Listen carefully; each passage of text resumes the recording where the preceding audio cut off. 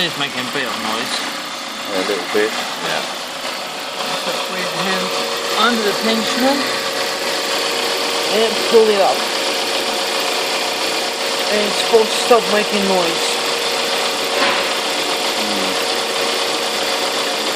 And it's gonna be on the spring or the belt. That's about it. That's all.